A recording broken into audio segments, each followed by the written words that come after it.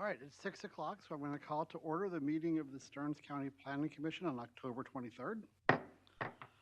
Um, So on the table on the corner there, we have comment cards. So if you want to provide testimony during one of the sessions, please go ahead, fill out the comment card. When we call the particular agenda item, we'll have staff collect the comment cards, and then they can go ahead and they'll give them to me, and we'll run through them as we have testimony. You don't have to fill out a comment card, but it does provide a little more order and guidance through the process. All right, so roll call. Jason Mederman, District 1 here. David Bentrude. Here. District 2, District 3, Jason Crone. Here. District 4, Dave Nefla. Here. District 5, Leroy Gondriger. Here. At large, Rich Blankish. Here. At large, Tara Ostendorf. Here.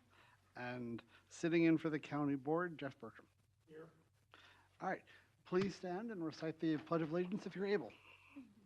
Pledge allegiance to the flag of the United States of America, to the republic for which it stands, one nation, under God, indivisible, with liberty and justice for all.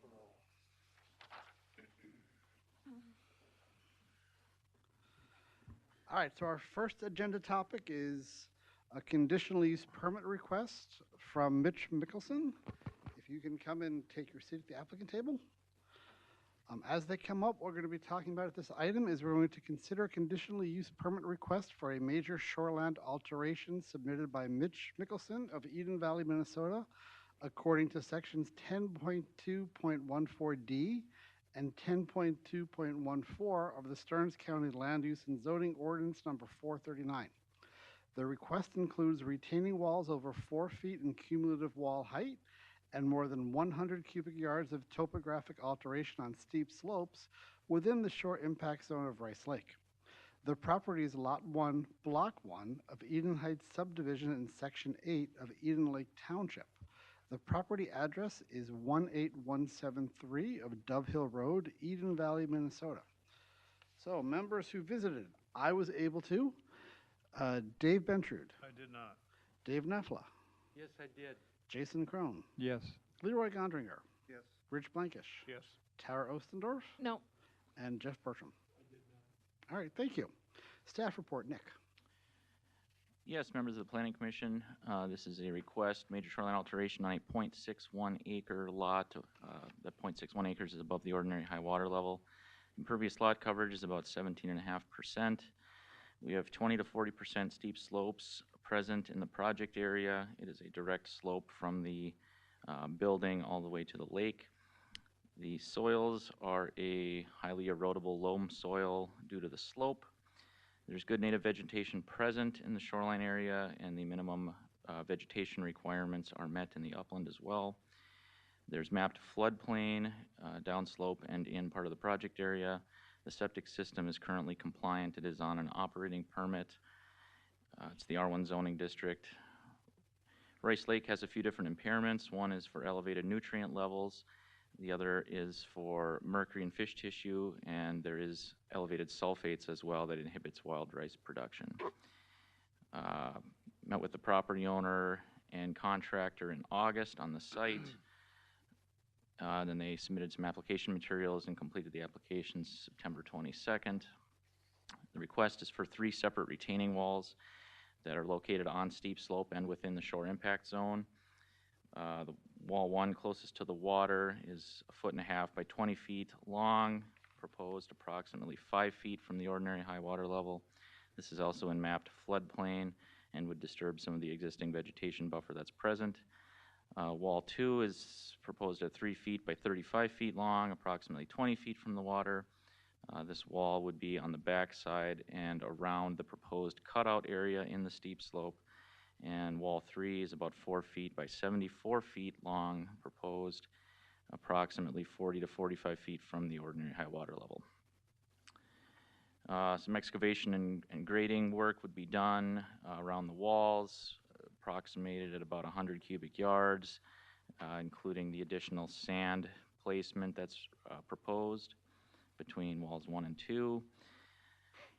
The application proposes a non-native fescue grass mix for the disturbed areas in the project, It's a lower maintenance alternative to regular lawn. There's no native plants proposed on the project. A couple comments. The existing deck is currently 52 feet from the lake, and the house corner is about 61 feet from the lake.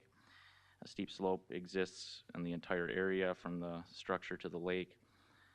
Current standards are for a 100-foot setback, but this is allowed as an existing structure. Just to note, though, that we have less space between the building and the water, so there's less area to address runoff, and there would be runoff changes on the slope here with the proposed walls. And then there is an alternative here too, which was mentioned during the site visit. The property owner can construct a retaining wall within 20 feet of the existing deck to create a flat space on the lake side, and that can be done under an administrative minor shoreline permit. And then they can also do steps down to the lake for access as well. If approved, an additional condition here would be that silt fence should be installed in addition to the proposed sediment control logs. Again, due to the steep slope and the nature of the work area here. We received no written comments from the public, and we did receive some comments and input from the Conservation District. I did email that earlier today. If you have any other questions on that, I can answer those as well. All right, thanks, Nick. Applicant, introduction, state your name and address for the record, please. Yeah, I'm Mitch Michelson. Address is 18173 Dove Hill Road, Eden Valley, Minnesota, 55329. Michael Dockenorf with G&M Outdoor Services, 20632 199th Avenue in Big Lake. Thank you. Do you have anything to add to the staff report? Yeah, one thing I want to mention, we did have it as the 2 rows of biologs between the area of work and the lake. That would remain for the duration of the project until, all the vegetation is at least 75% reestablished. As Nick mentioned, the silt fence, we can 100% get on board with that. Whatever is needed for erosion control in there, we want to protect the lake. We don't want any sediment getting in there. So we would keep that in until all the vegetation's back, 75% minimum, and maintain it throughout the duration. So we would be checking on it. Mitch lives on site, so if he sees any tears, any spots that it's not looking good, we'll be out there, as soon as possible to take care of it. For that fescue area, we do want to keep that as a native fescue. We were working with Minnesota Native Landscapes. If that's something we can provide, the technical name for it and the county of origin on it, just to make sure that it meets the spec for, being a native vegetation. Just kind of on the point of drainage, so a 3-foot by 35-foot boulder wall, that is the max height. We do want to have it swaled behind it so that there's no water going over top of it. We want to make sure it all goes around that. Within that 3-foot wall, that's where we plan to have that sand blanket 5 inches deep.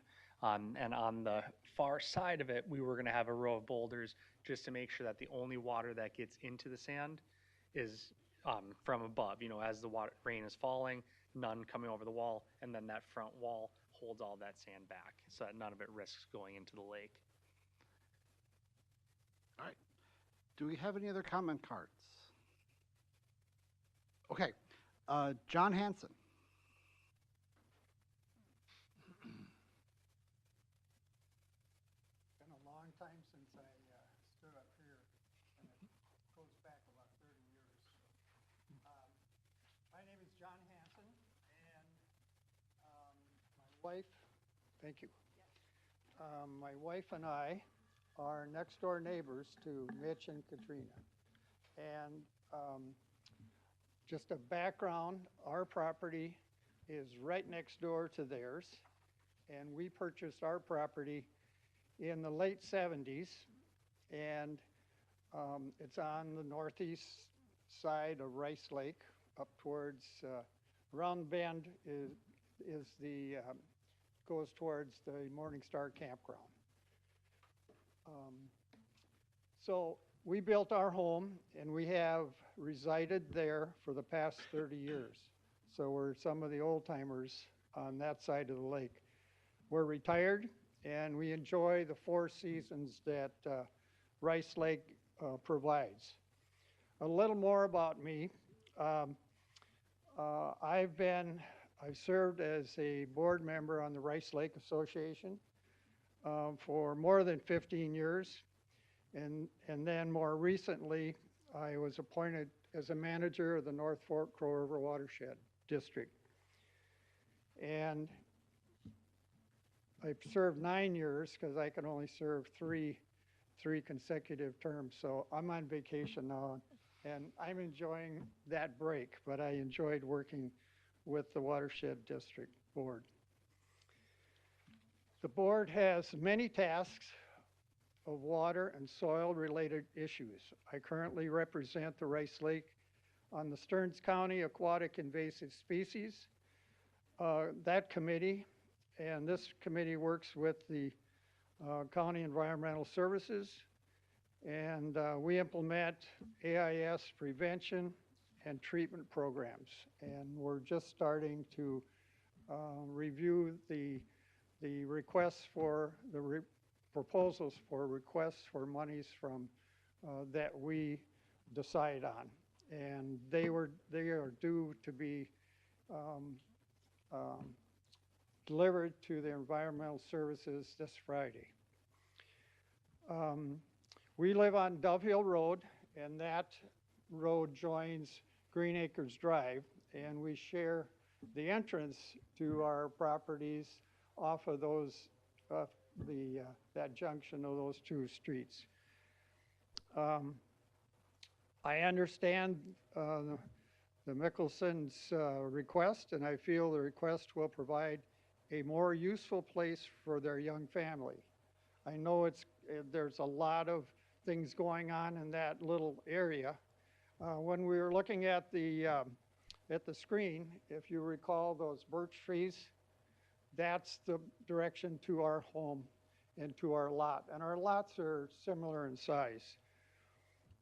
I recently visited with local neighbors, some of them on Green Acres Drive and another group on Morning Star, or not Morning Star, but at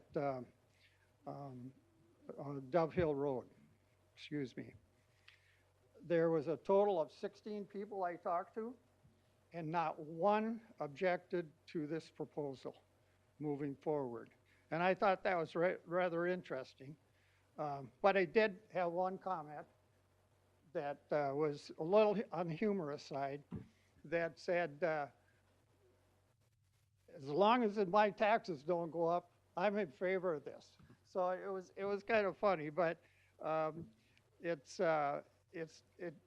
shows that we're a little neighborhood that are very respective of other person's needs and wants in that area. I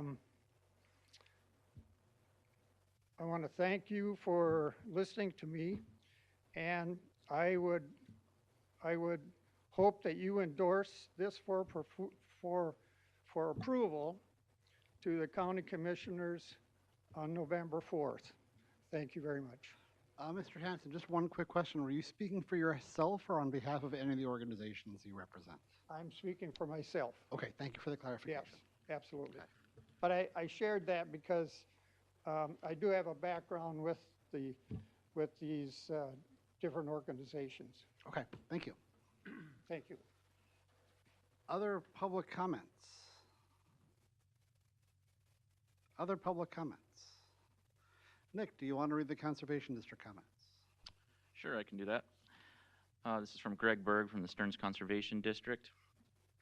He visited the site yesterday. This was in his assessment of the site. Number one, the property is a developed lot with mowed lawn grass on the slope facing the lake. There is a natural buffer area of native shrubs, grasses, and wildflowers along the lake. There is not an indication of erosion on the slope or along the shoreline of the lake. The proposal does not appear to address an existing erosion problem. The retaining walls as proposed do not appear to follow the Natural Resource Conservation Services Field Office Technical Guide in regard to identifying a resource concern and implementation based on a technical design to address an existing issue. In addition, I reviewed sections 10.2.14F, 2, 7, 8, and 9 of Stearns County Ordinance. The plan is not addressing any erosion problem, and the proposed retaining wall construction has the potential to create an unstable slope. As designed and if implemented, the project would direct additional water runoff carrying sediment and nutrients to the water body. And a potential solution would be to expand the flatter area near the patio and home to accommodate the needs of the applicant. This would allow for the slope to the lake to remain undisturbed. It is also recommended to maintain the existing native vegetation along the shoreline and, if possible, expand the native vegetation buffer up the slope away from the lake. All right, thank you. Mr. Mike? Can I ask for clarification? I read this and I was a little confused. I think maybe you could give clarification on it. So item 1 there says there is not indication of erosion on the slope or along the shoreline of the lake. Then item 2 says the proposal does not appear to address an existing erosion problem. Could you clarify? Yeah, he's just stating there that there's not an existing erosion problem that's being addressed by the project. So there's no erosion present, and the retaining walls aren't being done to address an erosion problem because the erosion's not present. Okay, so there really is not, there does not appear to be any kind of erosion Correct. problem right now. Mr. Michelson, do you have any comments to the, any response to the comments you received? Yeah, just that I did talk to Greg today to get a little bit of clarification as well, just to see if there was anything additional that we could do to make sure that we're addressing any potential erosion concerns with the project, and told him that we would definitely meet any additional requirements that would be necessary to address erosion concerns. Okay, thank you. Commission, questions for the staff or the applicant? Mr. Chair, I have a question. So like the drawing that you have of the cross section, I think that's the next page down. You have listed where you're gonna put the biologs and kind of that last row of boulders to the lake, right adjacent to the ordinary high. So I know on Rice Lake that this lake bounces quite a bit. So can you just explain a little bit about how you came up with your grading plan there to make sure that you're not gonna be in the water anyway? Absolutely. Yep, so when I met on site with Mitch, he mentioned it was about the highest that he has seen it. His dock sections were floating off, so we basically based that benchmark off of that water right there. How long have you lived at this location? Oh, we've been there coming on 9 years. Okay, and that was the highest? Highest consistent water we have seen throughout the year, and it's now 3 feet lower than when we first met out there. Okay, so we did base, the biologs, everything in the cross section off of that highest point. So basically, if it gets any higher than that, it's very, very, uncommon based off the last 9 years he's lived there. So that last, like the flat row there, I guess the last tier before the water, that's where you're gonna put the sand blanket within that last tier? So it actually would be in where it says that 10-foot wide section right there. Yep. That's where that sand blanket would be. So where that row of boulders is, that is going to be a buffer between the two, just to create, a safe spot for Mitch and his family to be able to walk there to safely access it. We're not going to change any of the vegetation that was mentioned by the SWCD there. We do want that natural buffer to remain in place, so none of that will be removed. So that will all remain stable. We can even, for the erosion control, move it up slightly and have that silt fence there just to ensure that, a track of a skid or a track of the mini excavator doesn't get anywhere near that water. We don't want any sediment making its way into the body of water, into Rice Lake. Thank you. Other questions, comments from the commission for staff or the applicant?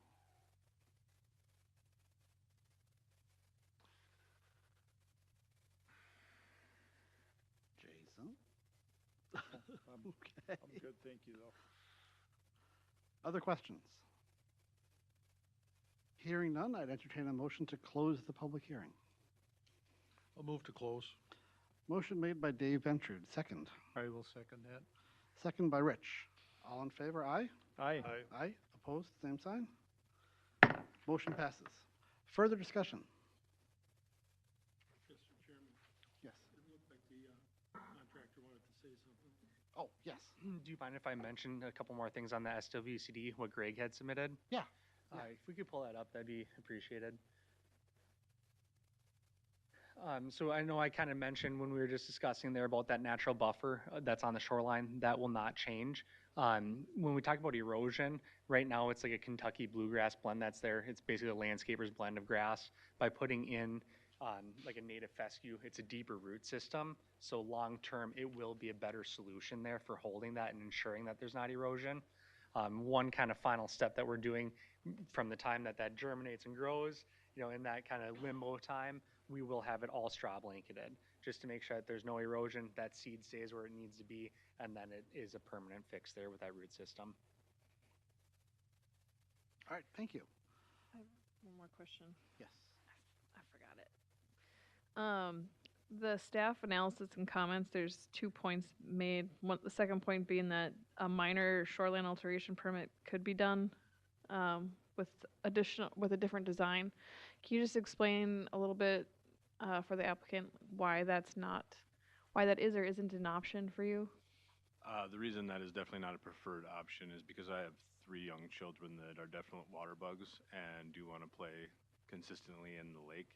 And so we're trying to create more safe space near the water for both myself, my wife, family, friends to be able to spend time as close to the water as possible without necessarily always having to have everyone right in the water with them, and just create space for that so we can enjoy the lake properly and get in and out safely. Thanks.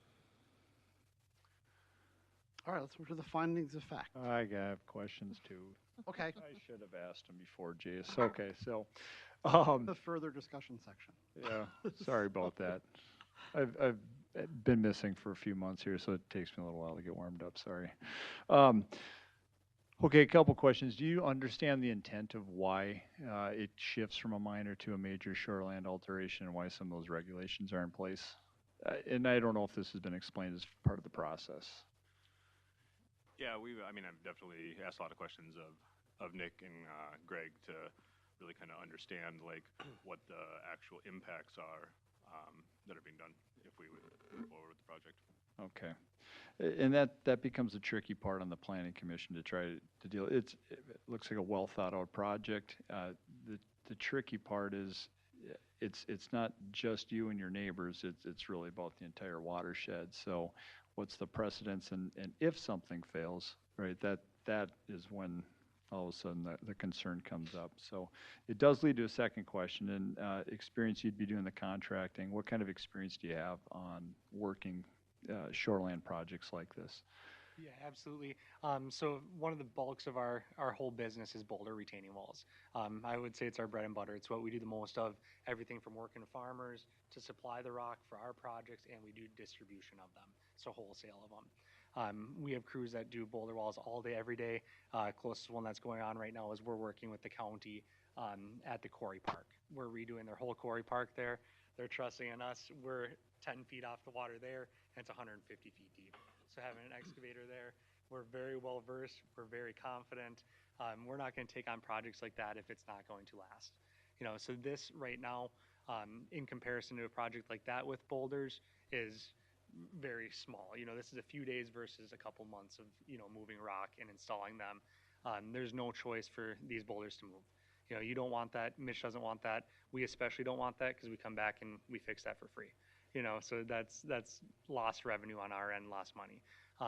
We have done lots and lots of projects. I met with Nick this morning on another site doing boulder retaining walls. On Horseshoe Lake, I've been working with Greg Berg with SWCD over on Big Lake right now with boulder retaining walls. So this is definitely something we are very well versed in, very confident in. You know, talking about the watershed district, I'm an outdoorsman. I spend all my time on the water. Rice I'm on all the time too. Rice Coronis, I don't want anything happening in these lakes, so I always go that extra mile on it. We make sure it's done right. All right, thank you. Mm-hmm. All right, are we ready to move to the findings of fact? Okay. Is the proposal consistent with the existing counting ordinance? And specify the applicable section of the ordinance and discuss why or why not.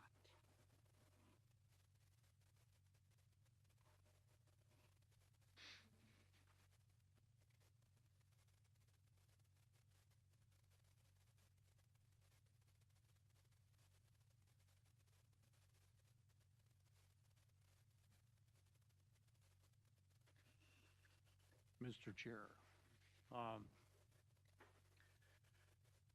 Under ordinance 439, in sections 10.2.14D, major shoreline alteration permits, alterations of large scale that do not qualify for a minor shoreline alteration permit shall only be allowed when authorized by a major shoreline, or shoreland, I should say, alteration permit granted by the board and issued by the department. Okay, and then, under 10.2.14I, on retaining walls, the construction of retaining walls are subject to the requirements in section 10.2.14B and D of this ordinance, and shall only be authorized by either a minor or major shoreline land alteration permit. Wall height, as it pertains to this section, is measured from the ground surface to the top of the wall. That's what we've had previous discussions about. What's a 4 foot, you know. So those two items, this proposal does fit. Okay, thank you. Well done. Are there any other standards, rules, or requirements that the proposal must meet?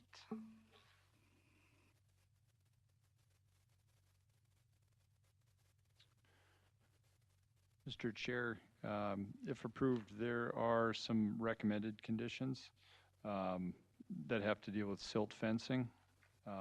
And also, I'm looking for it.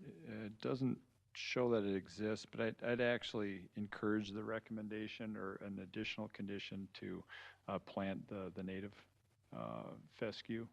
Okay.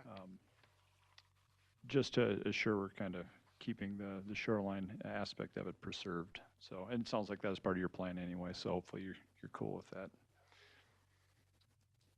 Can I just ask a point of clarification on that? So the fescue mix that is proposed is a non-native mix that's verified with the actual seed company. I verified with them. So do we want it to still be that mix or a separate fescue? Because the fine fescue grasses that are proposed are a non-native mix. They're not regular lawn grass. Yeah.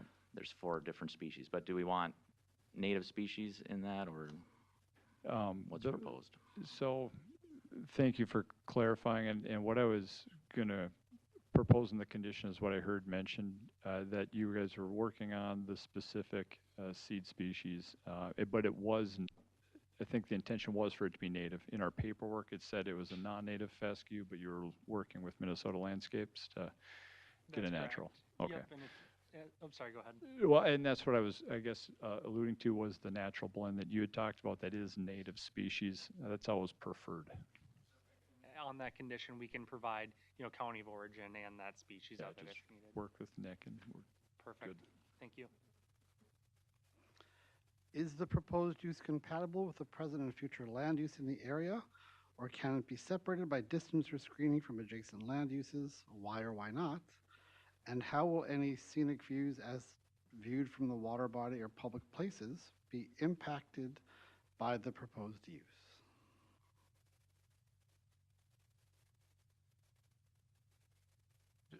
Excuse me, Mr. Chair, the neighbors in the area approve this, so it kind of fits in with what the other property owners have done.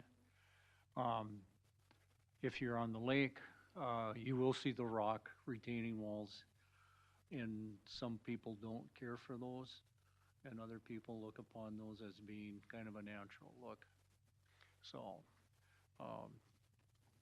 I just lost my thing here, so, I'd say it fits the neighborhood. Thank you. How are the potential environmental impacts, including groundwater, surface water, air quality, wellhead protection, fish and wildlife habitat, of the proposal being addressed? Mr. Chair, there is not a current existing problem, so this is not being done to address that. However, based on the plan and the proposal and the design, if all is executed properly, it shouldn't increase any risk. I'm not going to say that, minimal risk, because there's always risk and when you're disturbing what was there. But I'd say if professionally done and executed, it'll be minimal risk to the watershed or shoreland. So I'm going to refer to the SWC, the Conservation District's note that said there is not an erosion problem, and there's the potential this could result in an increased erosion problem due to changes of the slope. So based upon that, there is some countervailing evidence. All right. Go ahead, Rich. Mr. Chair, I am a member of the Stearns County Park Board, so I know what kind of work you do. Gone out and looked at the site, the retaining wall, a huge project to stabilize a really potential dangerous area in the parks. So, seeing the kind of work that he does, I have a lot of faith in what he can do with this project. Thank you. How will the potential impacts of the proposal affect the property values of the area in which it is proposed? Mr. Chair, I would say that this project would have minimal impact, positive or negative, for the neighbors that are there. Thank you. How does the proposal affect the general health, safety, and welfare of the residents? Mr. Chair, I'll just add too, I think the applicant has indicated that the main reasons for this is for the safety of young children and overall welfare of them. So they're taking that into consideration in this project. Thank you. Does the proposal conform to the goals and objectives of the county comprehensive plan? Please specify which goals and objectives apply in either direction.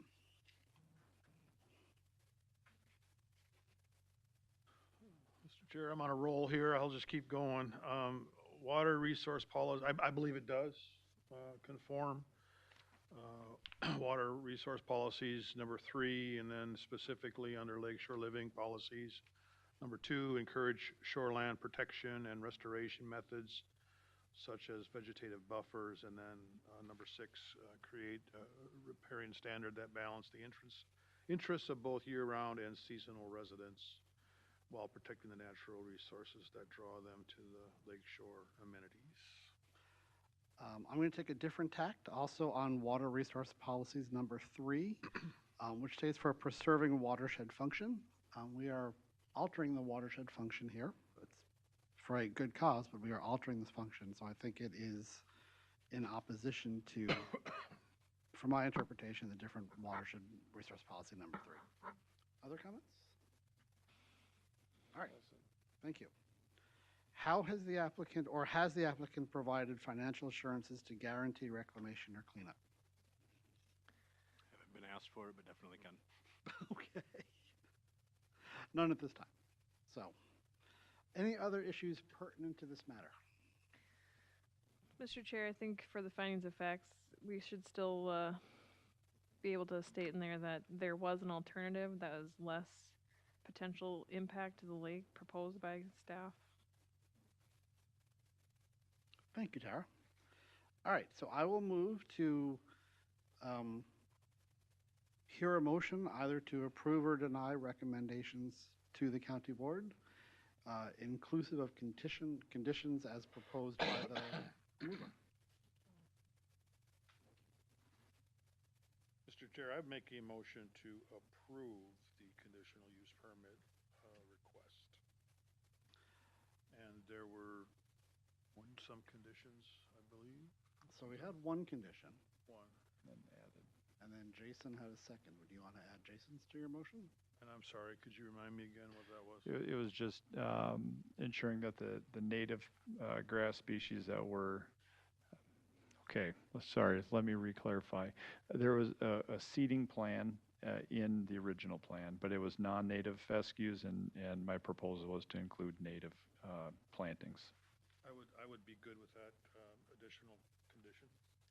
All right, so we had Added condition. So we have the two conditions, the one presented, the one modified. Are there any questions from the the commission members on the second for further clarification?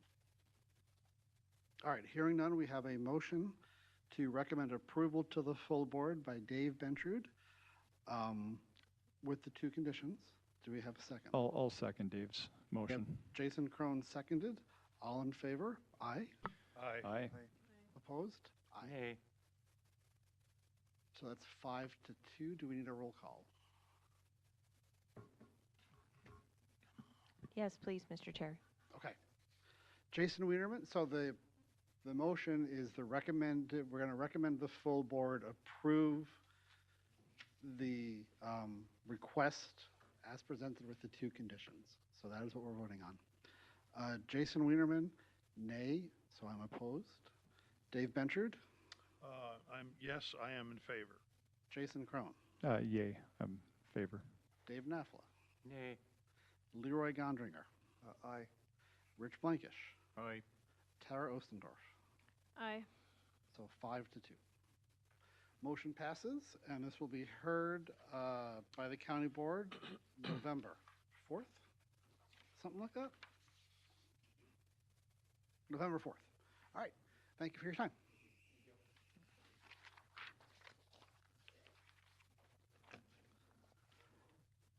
So our second agenda item is a conditional use permit from Brandon and Jennifer Dingman. If you have comments for this, we do have the comment cards in the back. You can bring those forward to our staff. And then Brandon? Correct. Perfect. All right. So we're here today for agenda item number 2 to consider a request for a conditional use permit submitted by Brandon and Jennifer Dingman of Cold Spring, Minnesota, according to the requirements of the Stearns County Land Use and Zoning Ordinance number 439. Section 6.8 requires a conditional use permit for feedlots greater than 700 animal units that are proposing additions or changes. The property under consideration is located at 13942 of 262nd Street, Cold Spring, Minnesota, 56320 in the northwest quarter of the southeast corner of Section 36 in Collegeville Township. So members who visited, I did. I also spoke to somebody who was on an ATV. That was my wife, Jennifer. Okay, so I talked to Jennifer when I was there. Dave Bentrude, I visited. Jason Crone, I've been out to the site before. I did not go this time. Dave Nafla, No. Leroy Gondringer, Yes. Rich Blankish, Yes. Tara Ostendorf, No. and Jeff Bertram. I did not, and I should clarify, I didn't visit any of the sites because by the time I was notified I'm coming to the meeting, I didn't have time to do the site visits.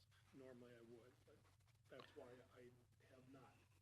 All right, so just for the record, I will take that as I won't ask you for each item. No, you can, but I didn't want to be Okay, delinquent. So Okay. I'm gonna let you know why.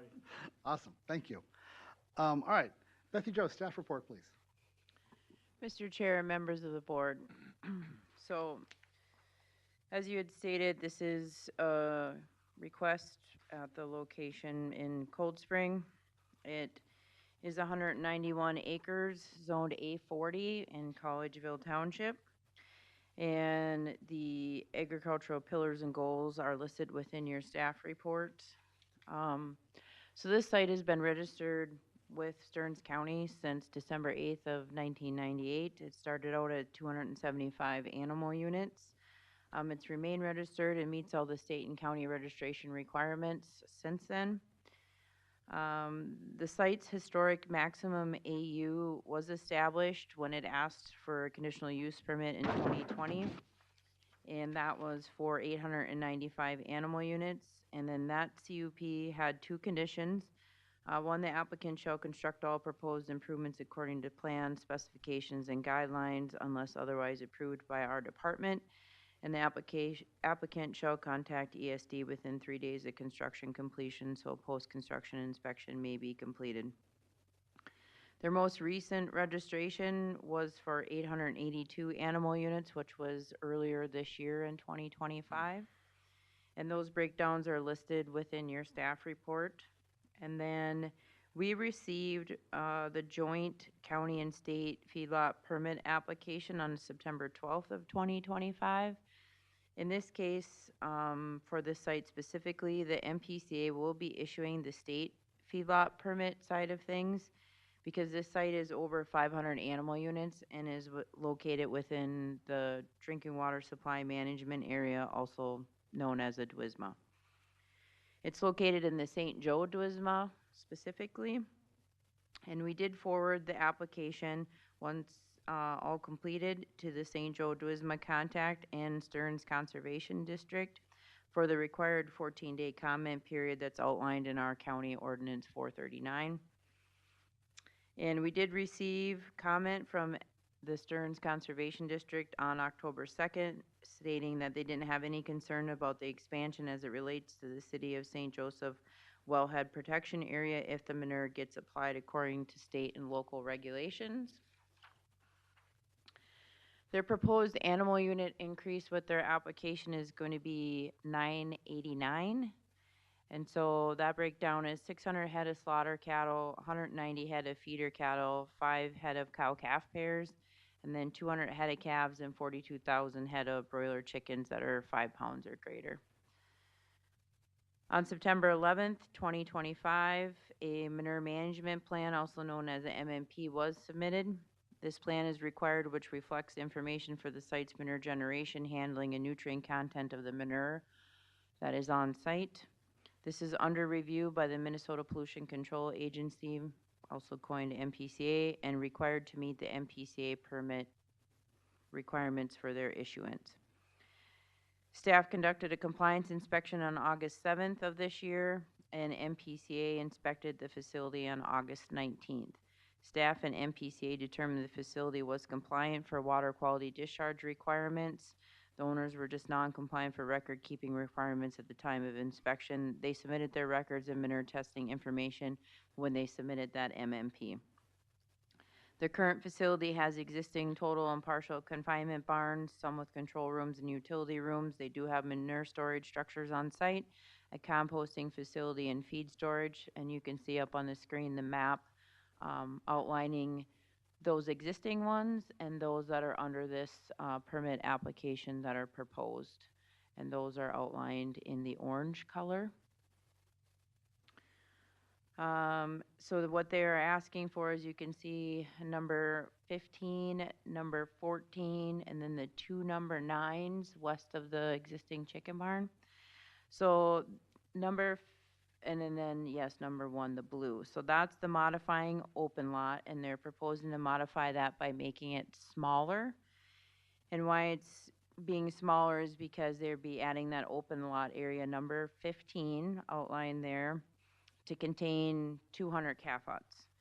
And then the addition of 1 total confinement barn, number 14. And then they're proposing a composting area, which is the number 9 up there. And that's proposed in 2 locations, but the applicant's only planning on constructing 1. So this allows them to decide which location they choose while we look at the setbacks ahead of time. There are no valid complaints on file for this feedlot. The surrounding adjoining properties in Stearns County are zoned A40. And then also included in your packet is a map showing the 1-mile radius from the proposed feedlot areas. And there's 61 residences within that area and 8 existing registered feedlots. And then the additional map is showing the nearest residences to this feedlot. So the closest one is 417 feet, and then the rest of them are all over 1,000. Access to the feedlot is via 262nd Street.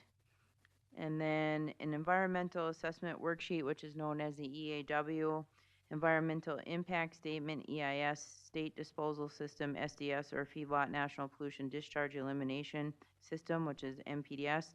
Feedlot permits are not required for this facility at this time, but however, we would like to just note that the applicant is required to obtain a state construction short form permit from the Minnesota Pollution Control Agency, because as previously stated, it is more than 500 animal units in that DWSMA. Your findings of facts are listed and outlined within your staff report. And then staff recommendations are 2 conditions, which are those previous 2 conditions that I had already mentioned in the background history from the 2020 CUP as well. And that is all I have, Mr. Chair and members of the board. And I did not receive any correspondence on this, so. Nice work. Thank you, Bethy Jo. Applicant, name and address, please. Brandon Dingman, 13942 262nd Street, Cold Spring, Minnesota. Do you have any additions to the staff report? No, she summed it up really well. Yes. Okay. Opening the public hearing. Anybody from the public to provide comment? Anyone from the public to provide comment? Final opportunity. Anybody from the public? Mr. Chair, I'll make a motion, we close the public hearing. Well, Mr. Chair, I'll second that motion. okay. Motion by Jason, seconded by Leroy. All in favor, say aye. Aye. Same sign. So question, Angie. We closed the public hearing before we had board question and answer. Are we good with that? Or should that be part of the public or? Mr. Chair, the discussion can be after the closure of the public hearing. That's okay. Thank you. Just want to make sure on that. Yep. All right. So commission questions for staff or the applicant. So Bethy Jo, I had one regarding the MPCA permit. Yep. So I'm assuming they need to have the MPCA permit before they can proceed?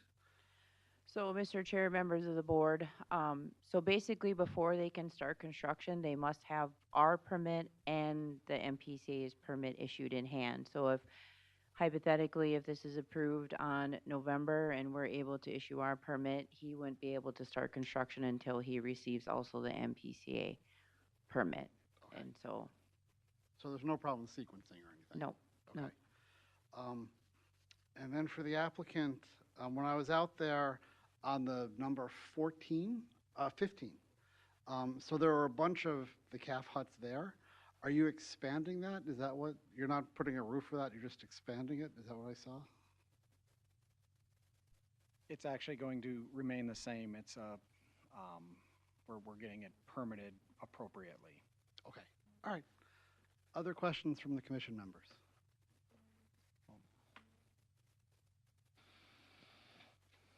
Other questions? All right. So we've closed the public hearing. We've had the questions. I'm assuming no further discussion. All right, let's move on to the findings of fact. Is the proposal consistent with the Stearns County zoning ordinance number 439? Please specify all performance standards that apply. Mr. Chair, under zoning ordinance number 439, there's multiple sections that apply to it. Section 4.8 under the conditional use permit, section 4.14 under animal feedlot permits, section 6.8 animal feedlot standards, and then section 9.3 dealing with the agricultural zoning district. In this particular reason, the reason the application's here is because section 6.8.3E requires a conditional use permit for feedlots greater than 700 animal units that are proposing any changes. And in this case, there's 5 different things that are changing, which we just discussed. So it does apply, and it fits. Great, thank you, Jason. Bethy Jo did a really good job of terminology, so I'm just going to use the acronyms. Is there an EAW, an EIS, a NPDES, a SDS, or other permit required for this facility? Mr. Chair, not those specific acronyms that you mentioned, but it does appear that there is a CSF, a construction short form feedlot permit from the MPCA that will be needed for this project. Thank you, Dave. Does the proposal conform to the goals and objectives of the county's comprehensive land use plan? Please specify the appropriate sections for or against. Mr. Chair, I believe there's a number of them, but I'll just list the one under agricultural goals, number 1. support agriculture as a desirable land use for the long term and facilitate diversification of the county's agricultural economy. Thanks, Leroy. Others? Okay. Will the site configuration, number and types of animals at this site, and prevailing wind conditions impact any of the following areas, including traffic, public safety, schools, parks, churches, and other municipal or residential areas, or any other impacts that need to be specified? Mr. Chair, I believe the impact will be little to none. Thanks, Rich. Has the information been provided regarding the impact to property values as a result of the proposal? Mr. Chair, I don't believe we have received information about that either way. All right. And my opinion would be that it would have a minimal or no impact on neighboring properties. Thank you. Have all recommendations from the Feedlot Review Committee and Feedlot staff been reviewed? Mr. Chair, the Feedlot Review Committee did meet and approved this recommendation for this Thank you. permit. Great. Are there other issues pertinent to this matter? If so, please specify. Mr. Chair, I would just like to bring up that he's got 61 neighbors within a mile, and it's quite a large operation, and not one of them showed up to voice their displeasure with his expansion. So I think that's commendable for the operation. Thank you for that inclusion. Okay, so we've gone through the findings of fact. I would, Chairman, I would also add that, I would suggest you add that no violations, so as, past or current. thank you. So as indicated, there were no violations. There was the reporting one, but that was brought up to speed with a timely fashion. So thank you for that. So I would entertain a motion at this time. Mr. Chair, I will make a motion to approve this conditional use request for Brandon and Jennifer Dingman with And- the 2 conditions. As per the staff report. Thank you, Leroy. So Leroy makes I'll the motion. second. Rich seconds. All in favor, aye. Aye. Opposed, same sign. Motion passes, and this will go before the board November 4th, and then the PCA permit whenever that comes. So thank you for your time.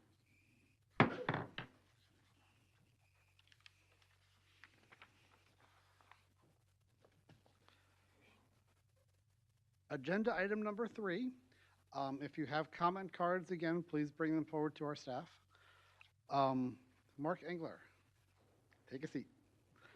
So agenda item number 3, to consider revoking conditional use permits 2007 number 36, 2007 number 53, and P001090 for property owned by Mark Engler of Painesville, Minnesota, according to sections 4.8.8, 6.50, and 9.3.5 of Stearns County Land Use and Zoning Ordinance number 439.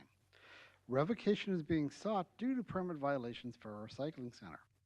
The property is in part of the southwest quarter of the northwest corner and part of the northwest quarter of the southwest corner, lying west of 330th Avenue in Section 23, Spring Hill Township. The property address is 28403 330th Avenue, Painesville, Minnesota. So, folks who visited, Jason Wienerman, I did, Dave Bentroot. Not specifically for this hearing, but I've been there at least twice previous. Thank you. Jason Crone. Likewise, I did not get there this time, but I've been there in the past. Dave Nafla. Yes. Leroy Gondringer. Yes. Rich Blankish. Yes. Tara Ostendorf. Prior visit. Jeff.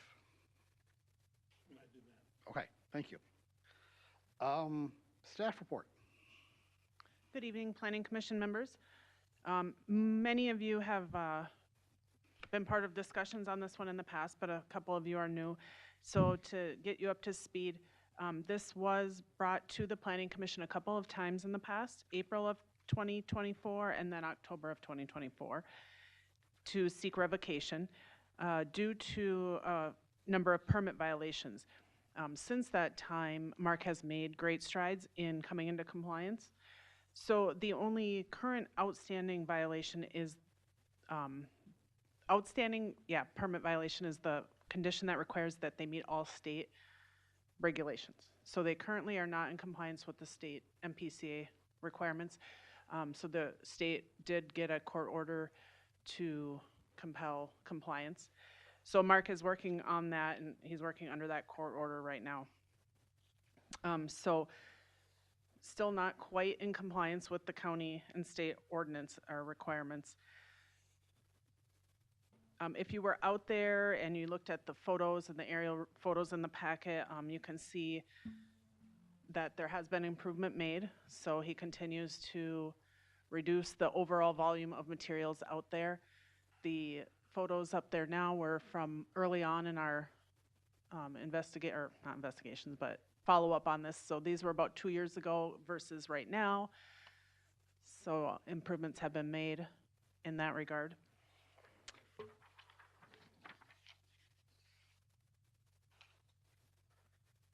And staff continues to visit the property about every 3 months to ensure improvements are made.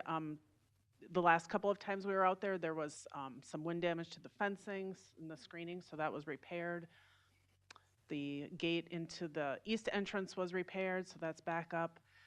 So anytime deficits have been noted, Mark has been cooperative in getting those fixed. So I guess I would entertain any questions you may have, and your options would be to make a finding that a violation does still exist and recommend the board revoke their conditional use permit for the recycling facility, or make a finding that a violation exists and recommend the property owner be given additional time to continue to come into compliance. We're recommending bringing it back in another year. In speaking with Mark a few months ago, he estimated he had maybe a couple more years to get caught up with what the PCA requirements are. I did speak with the MPCA recently. They haven't been out to the site for quite some time, probably over a year. But they indicated they will be getting out at some point in the future to evaluate. And so we just kind of keep in touch with them. And we will find out when the PCA's requirements are satisfied. So our suggestion would be to come back in another year or sooner if either things get out of hand or the PCA says their case is closed and we can come back and close it, so. All right, thank you. So applicant, name and address.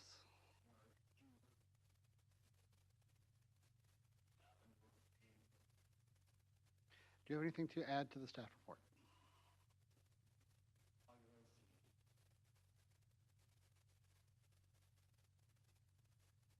Okay. Open the public hearing. Anyone from the public here to provide comments? Anyone from the public? Anyone from the public? Jennifer, no additional comments came in? That's correct, no additional comments. Commission questions for the staff or the applicant. So I had one regarding the PCA. So as you said, they haven't been out there for a year. And I mean, this was the first time I've been out there, but I've seen the pictures. So there's been substantial improvements. And if it's been more than a year since the PCA has been out there, do we know if they're still in violation of the permit, or are we, how do we know where we're at on that? Yeah, Mr. Chair, members of the Planning Commission, that's a great question. So per the court order, they are required to submit receipts to the PCA every 90 days for both removal of electronic e-waste and then removal of plastics. So they continue to do that, and they're submitting receipts to the state. It hasn't reached the volume of removal, as outlined in the receipts, hasn't reached where the PCA, where the end goal is yet.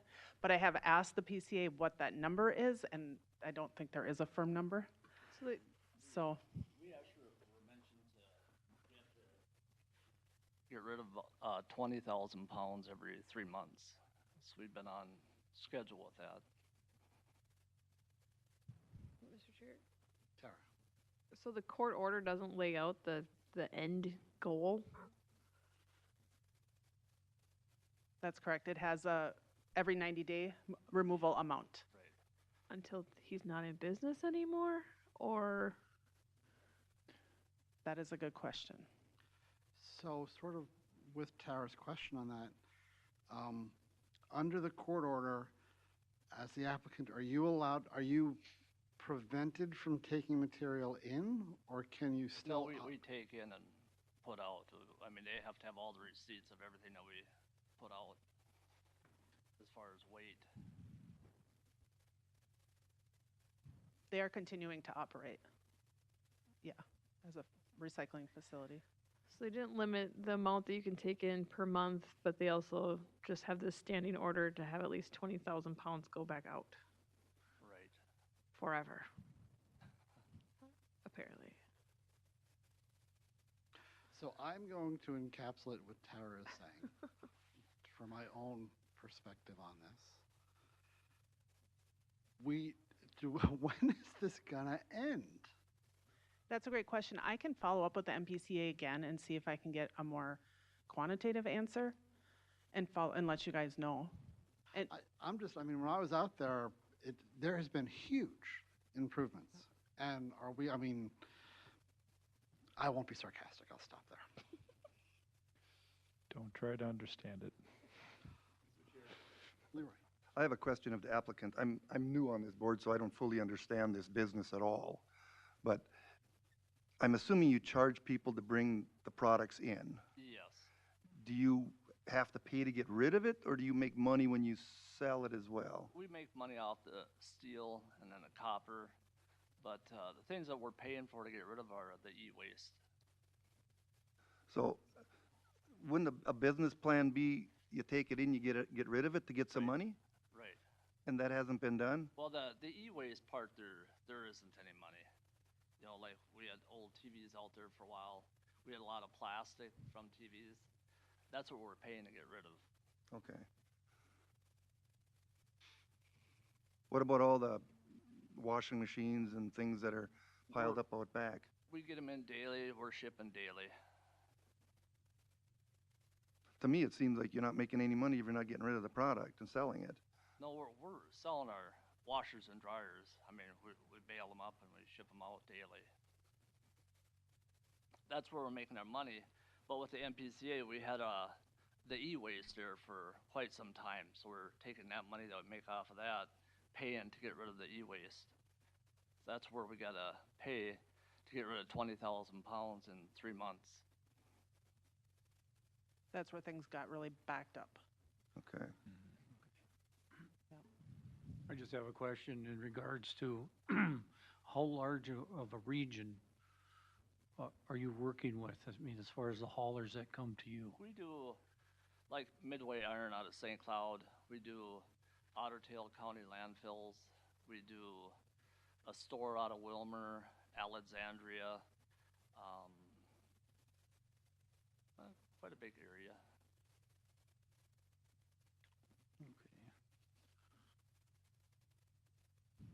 Other questions for the staff or the applicant from the board?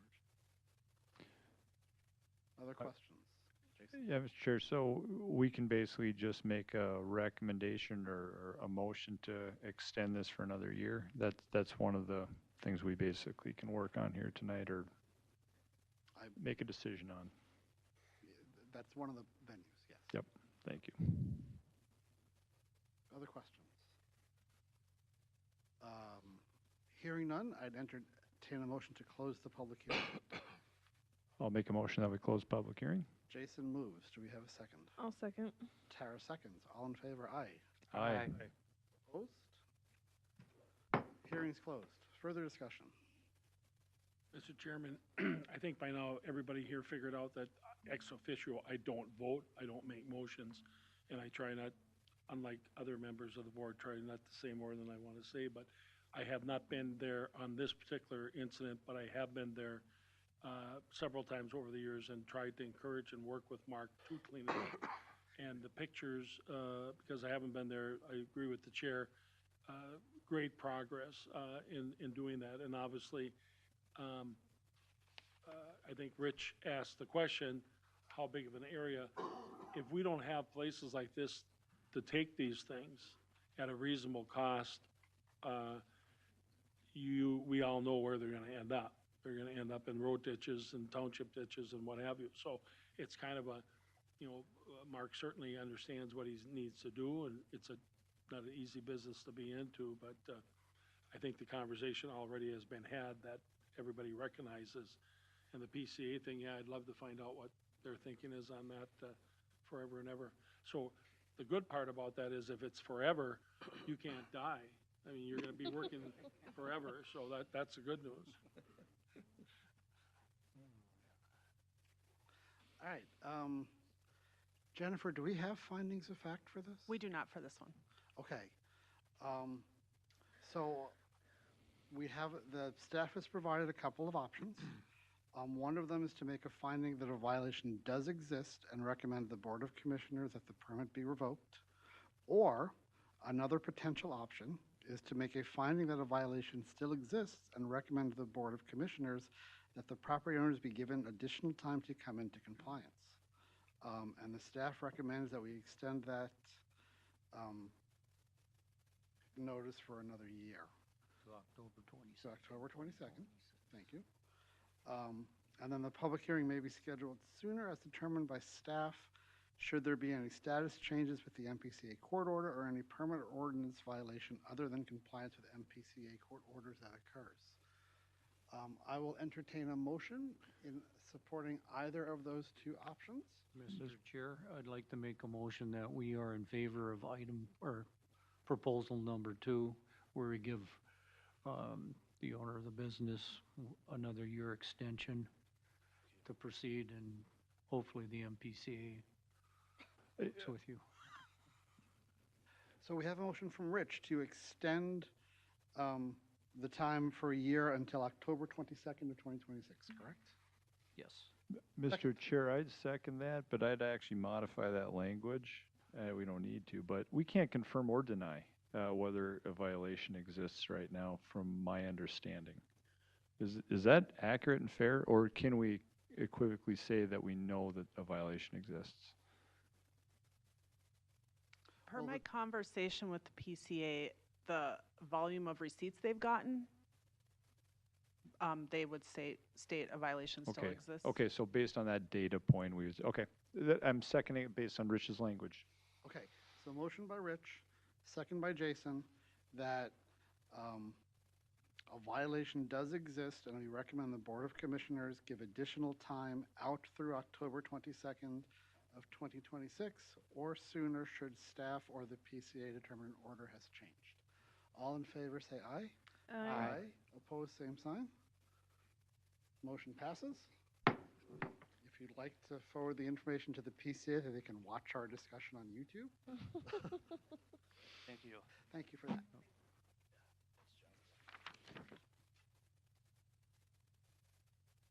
All right, agenda item number 4, moving right along. Jaron Dank and Angela Hoshine? So please take a seat. If you have any comment cards, our staff will take them now, or you can fill them out during the discussion. So we're here today to just consider conditional use permits submitted by Jaron Dank and Angela Hoshine of Sauk Center, Minnesota, according to sections 4.8, 10.1.8 of Stearns County Land Use and Zoning Ordinance number 439, to elevate a legally conforming boathouse using an alternative elevation method in the R1 zoning district, residential 1. The proposed project is located in lots 48 and 49 of Vogel Shady Point in section 4 of Sauk Center. The property address is 41041 Sauk Lake Road of Sauk Center, Minnesota. Folks who visited, I did, Jason Wienerman, Dave Benchard, I did not. Jason Crone, I wasn't able to get there either. Dave Neffla, Yes. Leroy Gondringer, Yes. Rich Blankish, Yep. Tara Ostendorf, No. and Jeff has stepped out for a moment, so I'm pretty sure he hasn't visited either. So, staff report. Jennifer, please lead us through this. Yes, what you have before you is a request. The applicants are requesting to do improvements, basically maintenance, to an existing legally non-conforming boathouse. It's non-conforming due to the size of it and the setback to the lake. And the modifications and improvements they want to do exceed 50% of the structure value. So when that occurs, they have to bring it into compliance with the floodplain standards. So they are requesting to meet those standards. Like I said, the boathouse, they're going to be doing maintenance basically. And so they're not actually moving it, they're not picking it up and putting a new foundation or anything like that. But they still will bring it into compliance with the floodplain standards. So they submitted an engineered plan to show how they're going to wet floodproof the lower level of the boathouse. They're going to do that by adding vents. There's going to be a vent added on the service door on the north side and then on the overhead door on the east side of the structure. So per FEMA, the upper level of the boathouse is considered habitable space, but the lower level can be wet flood proofed, and it can only be used for parking, storage, accessory use basically. We'll need documentation to show that the next floor up meets the regulatory flood protection elevation. And I think it was mentioned, but this is on Sauk Lake, which is a recreational development lake. The property meets the impervious lot coverage limitation. They're at about 20%. The septic system was certified and is in compliance. I do have an addition to the staff report. I did receive comments from the Department of Natural Resources yesterday, so I summarized those in the staff report, and they're in blue here. So I'll kind of skim through those here, but the review states the structure must meet the residential structure provisions of the floodplain ordinance, which it appears it will. DNR understands that the county zoning ordinance considers it an accessory structure. It cannot be lived in, even though they consider the upper level habitable space. It can certainly be used as a place to hang out and recreate, but can't be used as living quarters or a guest cottage or anything like that.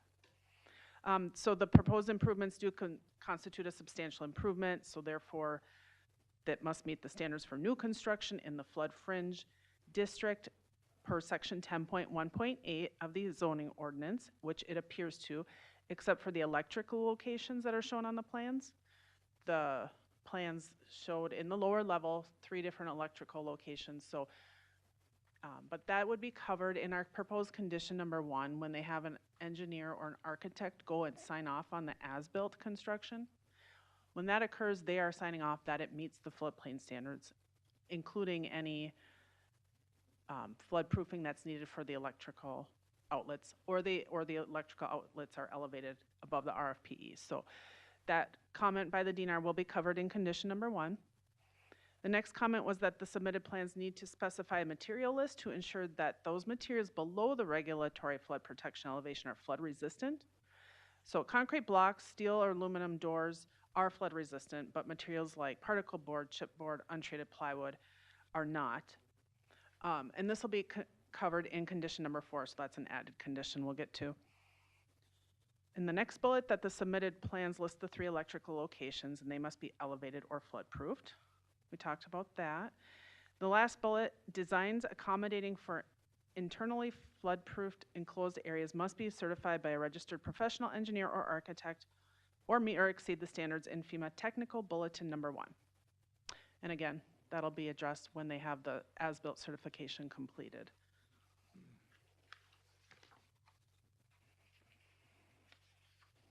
So the surrounding area, as you know, is residential. We're in Shoreland, we're on Sauk Lake, so it's residential. The zoning is residential 1. There's about 50 township residences and about 50 city residences within a half a mile of the property. On the county's comp plan, it's concentrated development, which is fitting. So the recommended action, the suggested conditions would be number 1, that the as-built condition of the structure certified by an engineer or architect as being in compliance with the design standards of the state building code within 30 days of completion of the project, specifically that all electrical, heating, ventilation, plumbing, and air conditioning equipment and any other service facilities must be at or above the RFPE or designed to prevent floodwater from entering or accumulating within those components during times of flooding. Number 2, an elevation certification needs to be completed by a surveyor showing the upper level meets the RFPE. They did have a surveyor go out there, and there's a drawings from the surveyor showing what the elevation is of that upper level, the bottom floor of the upper level, but there's an actual certification form that needs to be still completed and signed off by the surveyor. Number 3, the lower level shall be used solely for building access, parking of vehicles, and watercraft or storage. And then 4, the added suggested condition is to submit updated engineered plans to include the materials that are below the RFPE to ensure it's constructed with flood-resistant materials. And that's all I have. Oh, I did have one letter. Okay. Applicant, name and address, please. Angela Hessian, 501 East Street, Sauk Center, 56378. Jaron Dank, Sauk Center, 501 East Street. Thank you. Any additions to the staff report? What was that? Any additions to the staff report? Nope. We just want to make it look nice again. That's all we're trying to do. Okay, thank you. I'll open the public hearing. Any comments from folks in attendance? Comments from folks in attendance? Jennifer, you want to read the notes you got? Yes, I have a letter here from Mike and Jolene Hoffman. They had emailed a bunch of questions, which I responded to. And then in reply, they said, thank you for your response. The most important issue wasn't addressed. And they cite DNR regulations and Minnesota statute, which indicate boat storage structure must not include guest quarters, habitable space, living quarters, or sewage facilities. When we looked at those regulations and that statute that was referenced, it actually applies to structures below the OHW of the lake. Those are structures the DNR would permit. But per the surveyor's elevation of this structure, it is above the OHW. So the statute that they referenced doesn't actually apply, and it falls to the county zoning. Okay. So, and I'll just summarize at the end. They said there's plenty of, so they're concerned about, they're not opposed to the repair of the current structure for its initial intent of storing water accessories, but they're opposed to the change of use to include habitation, which they feel is not allowable in a boathouse. There's plenty of other options for additional seasonal guest quarters in the shoreline R1 zoned properties. Signed, Mike and Jolene Hoffman. Thank you, Jennifer. Any comments to that comment received? Well, I mean, we're not going to have we're just looking for a space for our grandkids and kids to hang in, because it is a big space up there, and if we can't redo it, it seems wasteful, I guess. Okay. So that's all we're trying to do. And it's been like that since, 1979? It's not like it was built after the bottom of the boathouse was built. It's been built like that the entire time. All right, thank you. Commission questions for staff or the applicant. So I had a couple. It's for the staff. So it says proposed improvements, this gets triggered when it gets 50%, exceeds the value of the structure. How do we determine valuations? The value of the structure is determined by the county assessor's office. Okay. So they went out to the property recently and determined the value. Okay. And then, if I understand right, they're putting vents in, so you basically have a flow-through structure. So water comes up, flows in here, flows through, and then flows out. That's correct. Yep. It says the lower level will be wet flood-proofed and used only for parking and storage. Are there any limitations to what can be stored in that zone? Mr. Chair, members of the Planning Commission, there's not limitations as long as it's not, electrical, heating, HVAC equipment, that kind of a thing. Okay. Not that I'm aware of. I'm just wondering, if they were, I'm not saying you would, but if somebody were to choose to put fertilizer or gas for the boat in there, that would be okay. Yeah, the ordinance doesn't regulate. Yeah, and Mr. Chair, as it should be, because that'd be movable. If the water was coming up, okay, you should be able to move it as structure. You can't. Okay. Thank you for the clarification. Other questions or comments from the board? Other questions or comments? None here. Hearing none, I'd entertain a motion to close. Keep the trend going and recommend we close the public hearing. Jason Crone moves. Do we have a second? I'll second the motion. Leroy seconds. All in favor, aye? Aye. Opposed? Public hearing is closed. Further discussion from the board. Mr. Chairman, we've used this elevation method several times on properties, haven't we? I remember several on Cronus, on cabins, and is it the same type of alternative method? Yeah, Mr. Chair, members of the commission, it is similar. We haven't seen it for an accessory structure often, if ever. Typically, it's for cabins, like you said. But yeah, it's not unheard of to elevate using an alternative method other than the use of fill. And the only reason, Mr. Chairman, I bring that up is it's been tested. We've allowed this. We've used it for the very reason of being able to have it flow in and flow out. It probably hasn't been used on like a structure because there aren't a lot of boathouses out there anymore.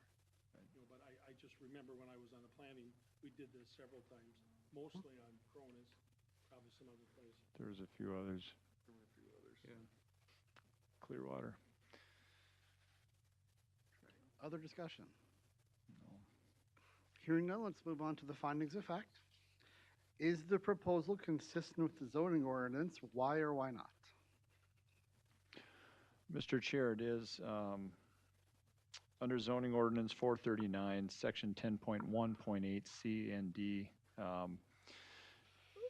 It requires a conditional use permit if you're going to use an alternative elevation method, which is what's happening on this particular project as they're doing the changes, and that is allowed by that section.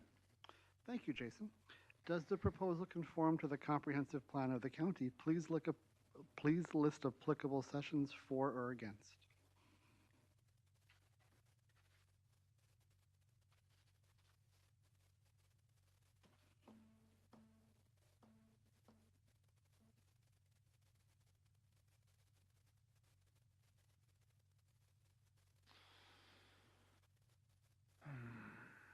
Mr. Chair, I believe it does, under Lakeshore Living Policies, number 7, create riparian standards that balance the interests of both year-round and seasonal residents while protecting the natural resources that draw them to lakeshore amenities.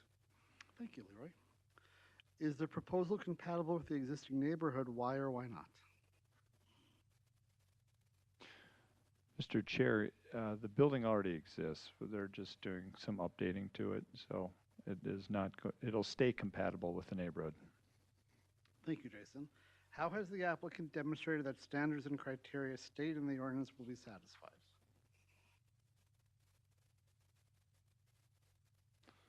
Mr. Chair, by submitting plans from a registered engineer and a surveyor to determine elevations, and would be required to have an as-built after the improvements have been made. Thanks, Dave. Other issues pertinent to this matter as presented on our screen?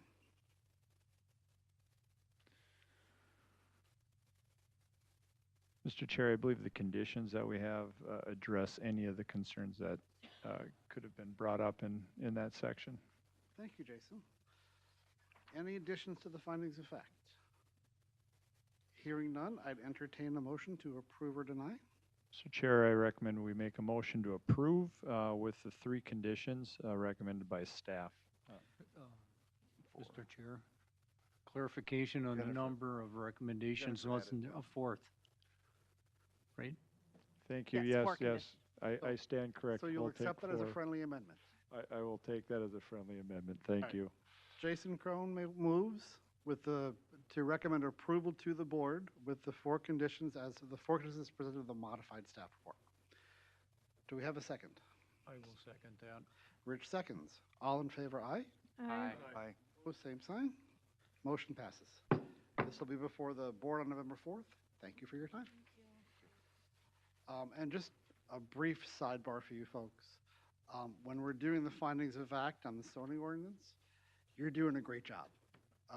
By explaining what we're doing here, it helps folks who may not understand our process understand what we're talking about. So thank you for doing that. You're really letting folks understand what we're doing. So nice job. All right, agenda number 5. Do we have Dale with us? All right, Dale, take a seat. We are here. Do we have speaker cards? Okay.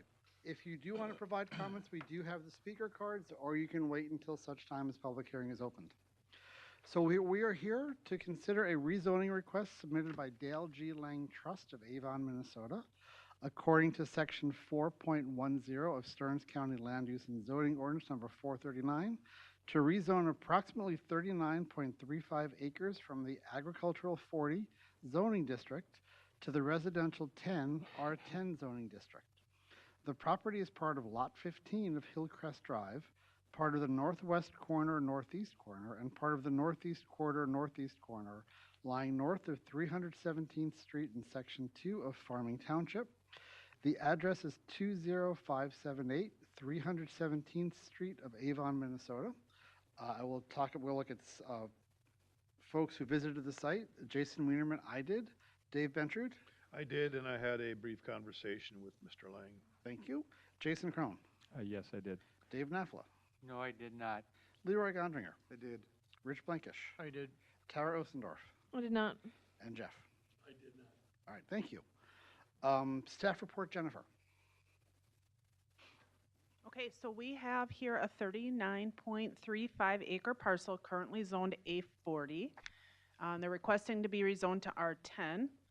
The property currently has one building site, which uses the building entitlement on the property. So they would like to rezone it and then subdivide the property into potentially 4 lots. An alternative to the rezoning would be for the landowner to just split off 10 acres with the building site, and then the remaining 30 could be just sold as non-buildable recreational land. There are no adjacent building entitlements available. We did explore that option. The property is part of Lot 15 of Hillcrest Drive. That's that little panhandle you see going out to the west. That's a small strip of a platted lot, and then it's part of the northwest quarter of the northeast quarter. So they have access on both sides of the property, over on the west, on Marshfield Circle, and then on the east is where they currently come in with their driveway off 317th Street on the east. The property, as you can see, it's largely wooded. It's got some grassland, some food plots, several small wetlands. There are no feedlot setbacks that impact the rezoning. When we go out a half a mile, there are about 47 homes within that half-mile buffer. There is one feedlot with over 10 animal units. It's surrounded by primarily rural residential lots. The sizes vary from 1 to 5 acres to the north and west, and then when you go east and south, they're larger 10 to 40 acre lots. Looking at the surrounding zoning, it's primarily agricultural 40 zoning, but you do have a couple of existing development areas that are residential. We're not in shoreland or any other overlay districts or areas of concern. If the rezoning to R10 is approved, they would be allowed 4 residential dwelling units with a standard development, or if they did a cluster development, they could have up to 6. When we look at the comprehensive plan, this is still in the ag rural area on the comp plan. It's in close proximity to concentrated residential, but it is, so that map shows, that's the whole countywide future land use plan. The arrow is pointing to the property, so it's yellow, which means it's rural. The future land use plan is to stay rural and ag. Directly adjacent to the east is gray, so that's concentrated residential. So it's nearby, but it's not in that concentrated residential area. We did run the LISA score, and that is a score that evaluates the property's significance for continued agricultural zoning. And the LISA score was 47.36, which is underneath the threshold of 65. Farming Township did review it, and they recommended approval. And I have a couple of letters when you get to that, but otherwise that's all I have. Thank you. So applicant, name and address, please.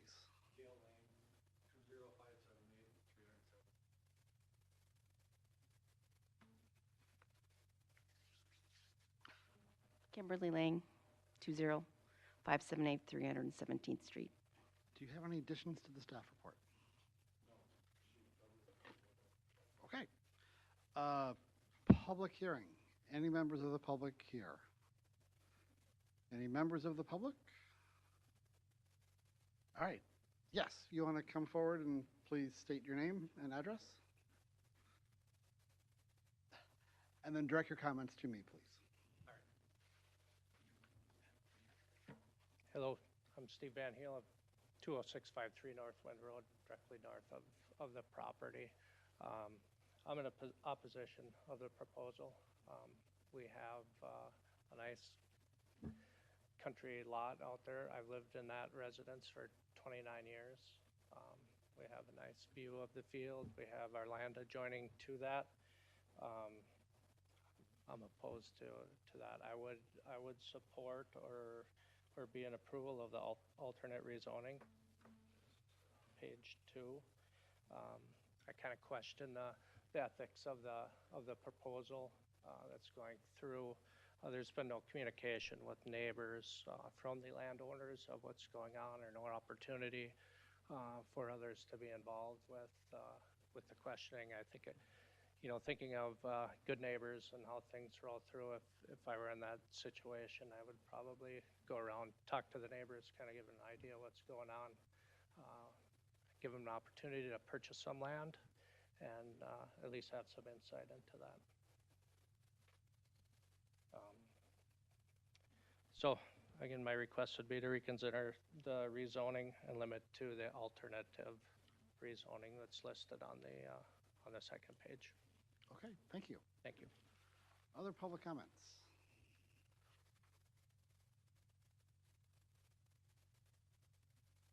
Please state your name and address and direct your comments to me. Mark Anderson, 20579 Northwind Road. I am directly north of Mr. Lang's property there. So we're like the neighbors. You see the little swamp right there to his north, more north there. I am totally fine with what I've been hearing so far. The only thing I would really like to see for sure is restriction. I don't want to see 6 houses. I could see 3 houses in 10 acre areas. I'm fine with that. But I do not want to see 6 to 8 houses proposed to that. It's nice to have wildlife back there that I could sit in my living room and watch wildlife in the back movement, which is awesome. But I understand he wants to do this, so I have no regrets in dividing it up into the three lots. I'm totally fine with that. I'm actually, like my neighbor said, I would actually be interested in the one right behind me. So, I'm okay with it, as long as we also have it restricted to that nothing more can be done in this. I don't want to see it changed again and again and again. And something else behind there, like a sand pit or a tar pit or anything like that. I just want to make sure if it's restricted, that if it's once it's divided, it's done. Because I know everywhere in Albany Township, I think there are some on it, things that you cannot sell anything more or less than 40 acres. And I know they're in farming, which is a different, because they're right to the north of us, south of us, excuse me. So I'm fine with it as long as we restrict it to the 3 spots like that. Okay. I've heard 8 up to 8 houses. That I would not approve. Okay. Thank you. Mark, can I please confirm your address is at 20579 Northwind Road? Okay, thank you. Any other comments from the public? Jennifer, do you want to read the written testimony we received? Yes, good afternoon. We live in Marshfield Circle Development that's near the proposed rezoning. One concern is how the parcels will be accessed. 317th Avenue is the only way in and out of the development, and the road's very busy already and not well maintained. It's a gravel road that has many potholes and washboards due to current traffic. If this would be the way to access the properties, it would be concerning, as it would increase traffic and pose a concern for the families that live here with small children due to more traffic and at times driving too fast. Thank you, Michael and Sarah Bushman, 20917 Marshfield Circle. And then the second letter is from Todd and Stacy Barrow. And I'll summarize their writing to formally express their opposition to the proposed rezoning. They have serious concerns regarding the impact it would have on the infrastructure, particularly the gravel road that provides access to the area. It's currently in poor condition with extensive washboarding. It makes it difficult to travel and increases wear on vehicles. They're also concerned about the increased road maintenance and financial burden. It's already under strain from current traffic levels, and without proper upgrades, more development would have increased costs and also decline in road safety, dust control, potentially dangerous driving conditions, especially during inclement weather. Other concerns not related to the road would be the loss of green space and natural habitat, soil erosion and sediment runoff, and water resource pressure. These environmental impacts are especially concerning in a rural area where the natural balance plays a key role in land stability and long-term viability. For these reasons, we respectfully urge the board to deny the rezoning request. Thank you sincerely, Todd and Stacy Barrow. Thank you, Jennifer. For the applicant, do you have any comments to the testimony you've heard? Yes.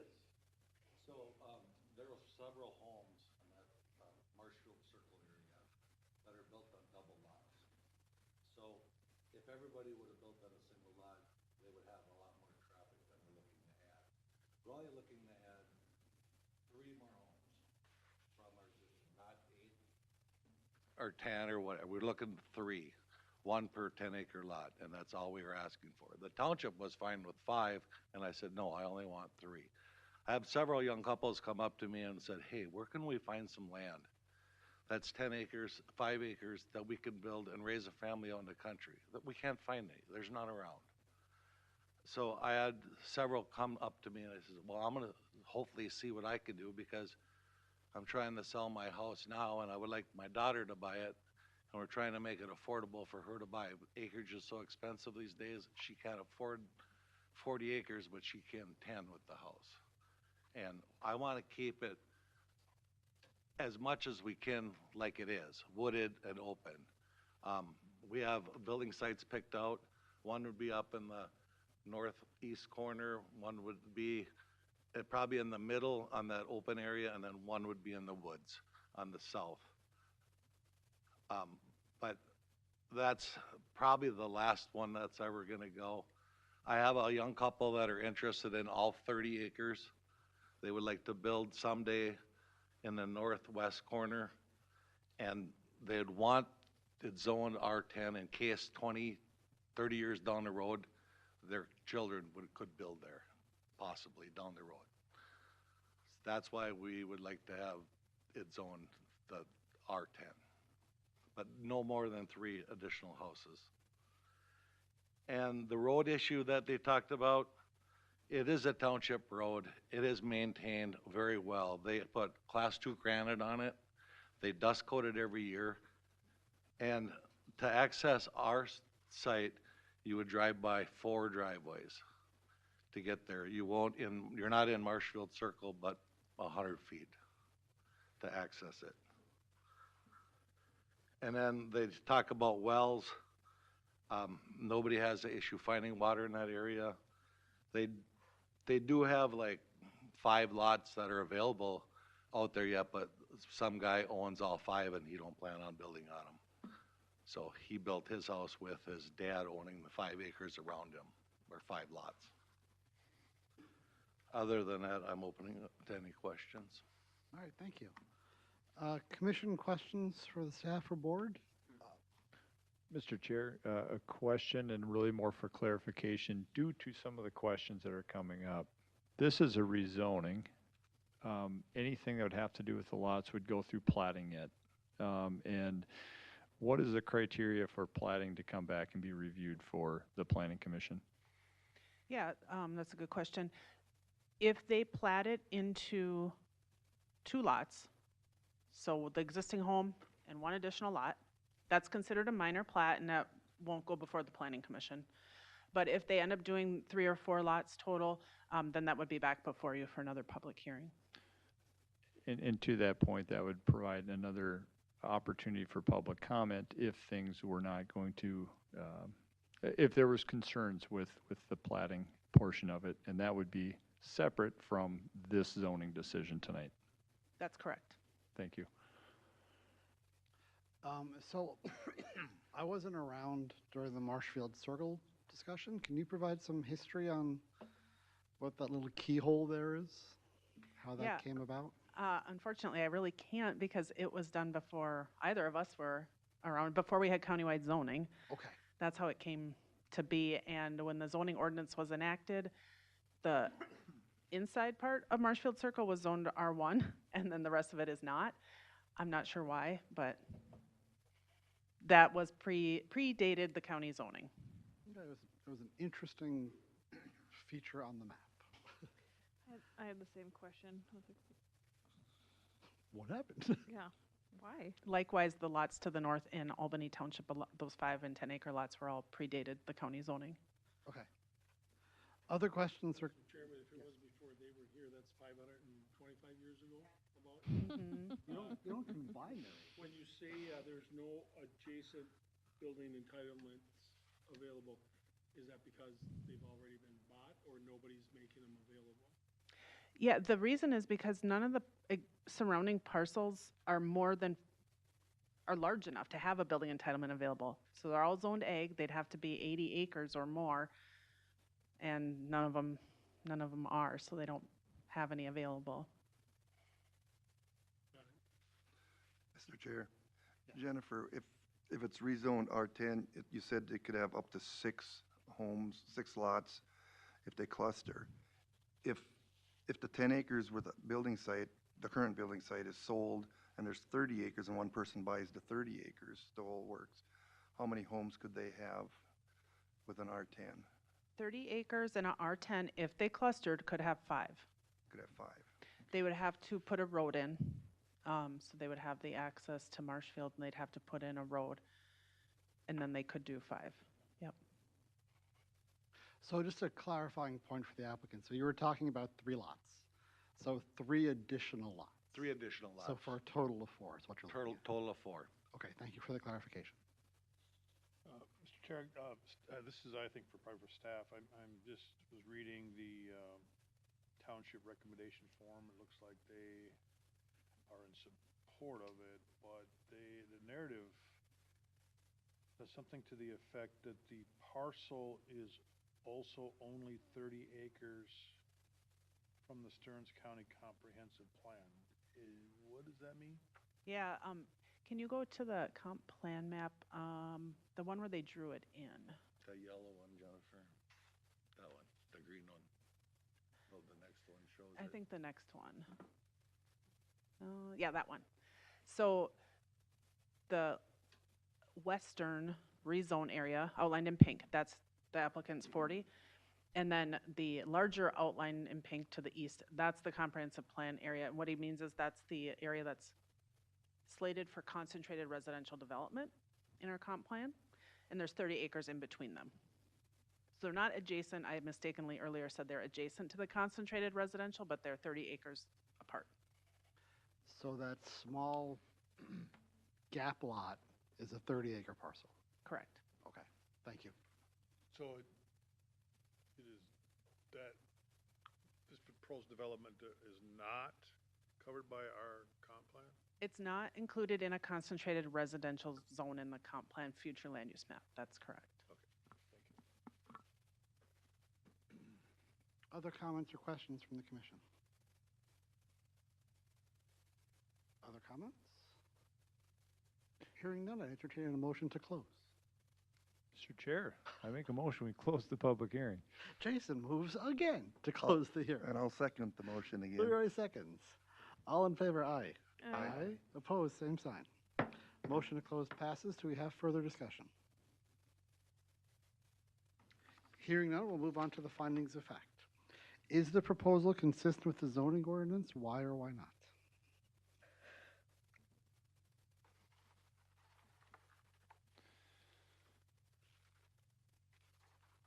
All right, I'll take a shot again. Mr. Chair, under the zoning ordinance number 439, section 4.10, the property has 1 building entitlement. What they're looking to do is to put additional homes up to 3 on that, which would require a rezoning. There are no other building entitlements available.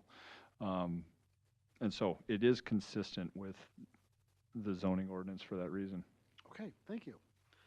Does the proposal conform to the comprehensive plan of the county? Please list the applicable sections.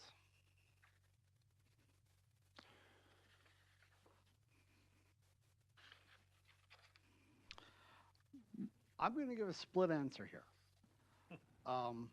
So because of the way the zoning is lined, the comprehensive land use plan map is laid out, this is not defined as concentrated growth. But on one side, you've got the Marshfield Circle development. On the other side, you're 30 acres off the concentrated residential.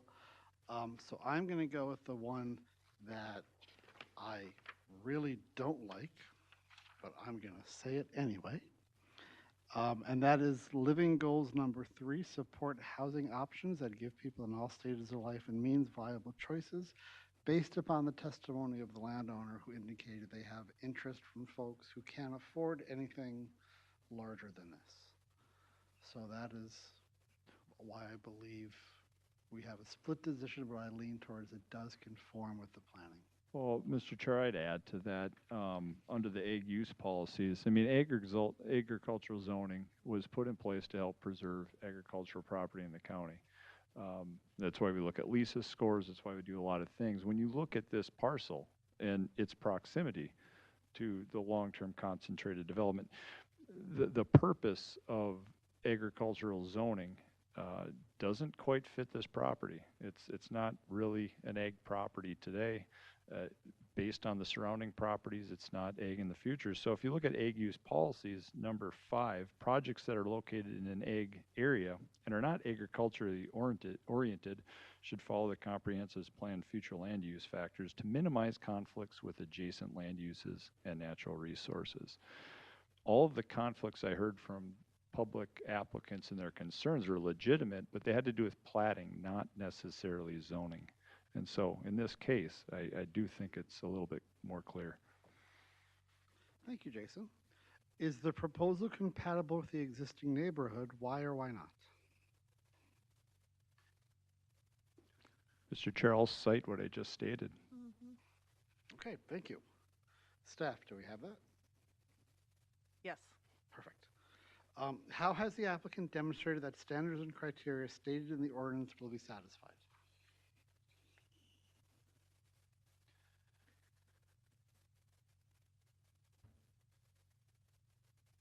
So as we talked about, if they do the larger 4 split, it'll go before the planning commission, who will then review it. If they do 2, it'll be a minor plat that will be then reviewed by staff. So that's where we will clean up and catch some of these further detailed issues. So, other issues pertinent to this matter as addressed on the screen demonstrated by staff. Mr. Chair, Farming Township was okay with R5 zone in this area, and this is an R10, so it's less homes. Thank you, Leroy. All right, so working through the findings of fact, I would entertain a motion to approve or deny. Mr. Chair, I make a motion we recommend approval of the rezoning. Jason Crone recommends approval. Do we have a second? I would second that. Rich seconds. All in favor, aye? Aye. Aye. Same sign, nay. Motion passes. This will go before the county board on November 4th. Thank you for your time. Thank you.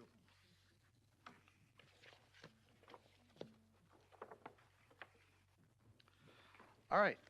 Our last active item on the agenda is agenda number 6. Do we have Brent Hartwig here? Brent, if you want to take a seat. To consider a conditional use permit request submitted by Brent Hartwig on behalf of Trifect Properties LLC of South Haven, Minnesota, according to sections 4.8, 6.41, and 9.10.5R of Stearns County Land Use and Zoning Ordinance number 439. The request is to construct and operate a light manufacturing business in the commercial zoning district. The property is Lot 1, Block 1 of Inocast plat? Inocast, thank you. lying east of Highway 15 in Section 26 of Main Prairie Township. The property address is 8574 of 150th Street, Kimball, Minnesota. Members who visited the site, Jason Wienerman, I did. David Bentrude. Yes, I did. Jason Crone. Yes. Dave Nafla. Yes. Leroy Gondringer. Yes. Rich Blankish. Yes. Tara. No. Jeff. All right. Staff report, Jennifer. Okay, so this conditional use permit request would be to construct a light manufacturing business, as you mentioned. The property was rezoned to commercial some years ago, and there's one existing business south of it, which is a contractor's yard, and they do auto repair there or motor vehicle repair. But this lot was platted off this past year, and so the applicant would be constructing a light manufacturing business. Their business is to construct awards, and he can explain that more if you have questions. But like I said, it is zone commercial. It's adjacent to Highway 15. When MnDOT reviewed this plat, they stated access will not be allowed to Highway 15, so an easement was recorded with the plat to come in from the south on the Township Road, 150th Street. So they have an easement for that. And there's the existing road that's already in there that goes around the gravel pit and to the home in the northeast corner of the adjacent property. There are no wetlands on the property. So looking at performance standards, so being that they're coming off of a township road, the ordinance requires township approval to use that road for a business, and Main Prairie Township did approve it. The setbacks are all met. The parking area was moved. There's a revised drawing is in your packet, so they already moved the parking areas to meet the road setback. The parking, loading, access drives need to be durable and dustless. So the existing driveway is gravel, which is durable. The parking lot will be asphalt. If needed, water or dust control can be put on the driveway, the gravel driveway if needed. Transportation management plan, that was in your packets to show the flow of traffic through the site. As far as loading and unloading facilities, so they're primarily going to be using the doors, overhead doors on the northeast corner of the structure. But there also are larger overhead doors on the south side of the structure, which will be used less often. So they both sides meet the criteria of being on the side or rear of the structure. They do need to be screened from adjacent uses. So we'll need a screening plan. That's one of the proposed conditions. As far as environmental management, they have submitted a septic system design for the septic, and a stormwater management plan has been submitted and is in process of being reviewed because they will be creating more than 1 acre of impervious lot coverage. Hours of operation shall be reasonable and not have an adverse impact on adjacent property owners. The proposed hours of operation are 7 a.m. to 5 p.m. And then the general development standards in the ordinance, handicap accessibility, that code is required to be met. So the drawings will be reviewed by by a licensed building official. And then when construction is complete, they'll also need to have it inspected and a certification sign off that it meets the handicap accessibility code. There are plenty of parking spaces shown. We already talked about screening.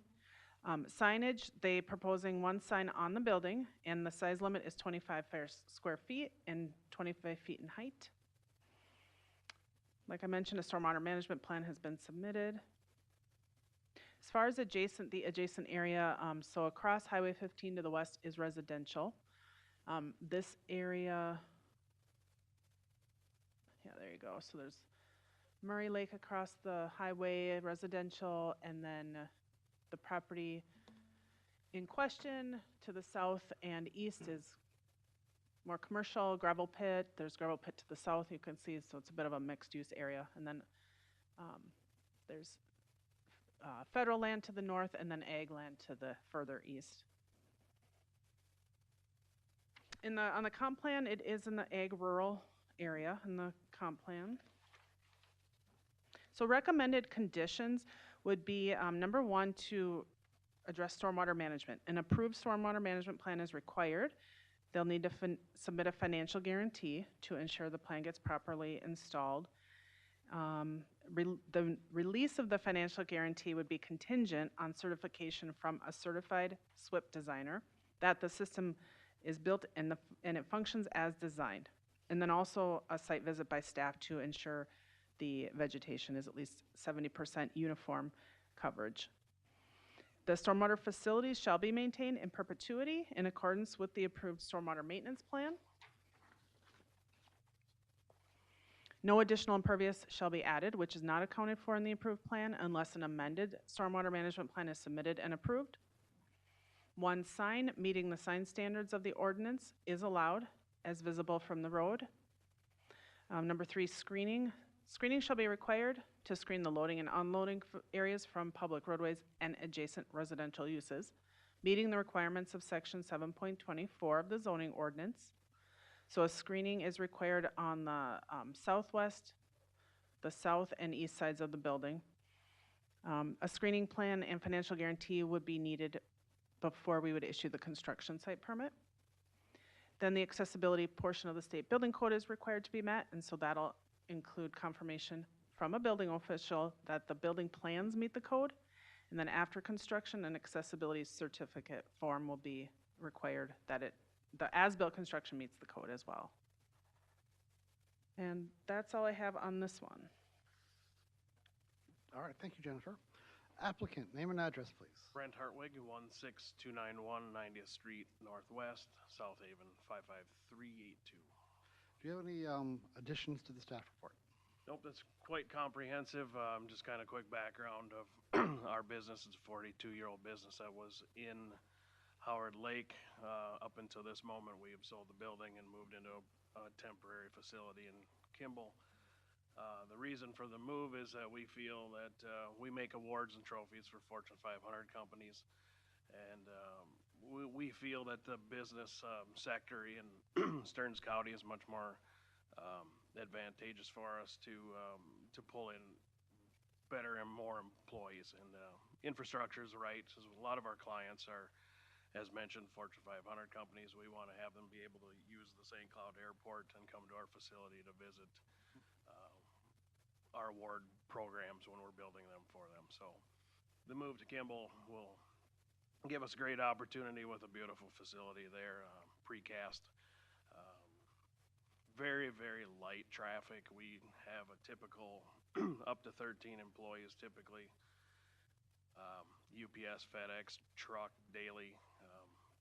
No real LTLs, maybe bi-weekly once or a great while. So for 42 years in Howard Lake, pretty much nobody knew we existed there, so they're always like, oh, we just wonder why you were even open. But so our impact to the local community is negligible completely. So. All right, thank you. Yeah. I'll open the public hearing. Do I have any comments from the public? Any comments from the public? I will say I just received an email from MnDOT. We sent them notice of the conditional use permit, and they restated their comments with the plat, which was that the access must come from the township road. And then they also asked to review the stormwater plan to ensure no additional runoff was being directed to the state right-of-way. And so after reviewing that, they said everything looks good. No drainage permits from MnDOT will be required. All right, I'll open for commission questions. I did have one question on the township easement and the access driveway. So is it a driveway? Is it a road? Do we need, what's the condition of the access? Currently, the easement is set up as it currently is a driveway back to the residential. The easement is set up now for commercial use to our property. Okay. So we did define that part. Okay. Did the easement contain any maintenance language? Yes, there's a maintenance agreement between myself and the property owner to the south. Okay, thank you. Other comments from the commission, questions? My questions are business related and they don't need to take place here. I'm fascinated by it. All right, hearing none. Mr. Chairman, welcome to Stearns County. Interesting why you came. Thank you. And how many people can have the United States of America as a neighbor? Yeah. Property.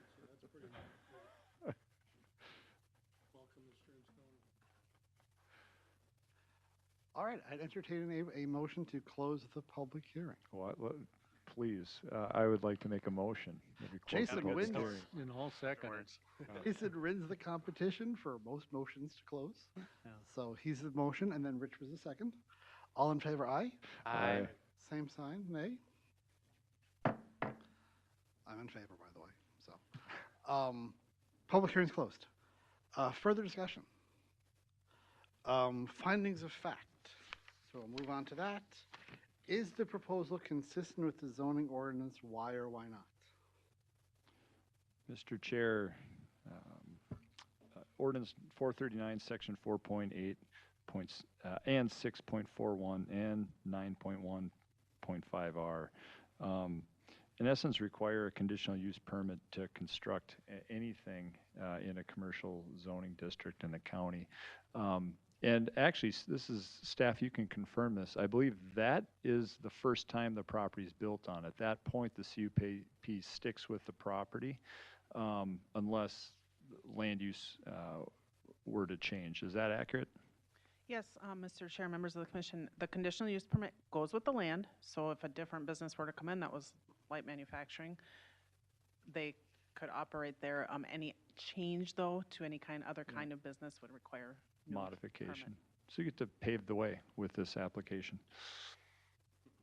Thank you, Jason. Does the proposal conform to the comprehensive plan of the county? Please list applicable sections for or against. Mr. Chair, I would say yes.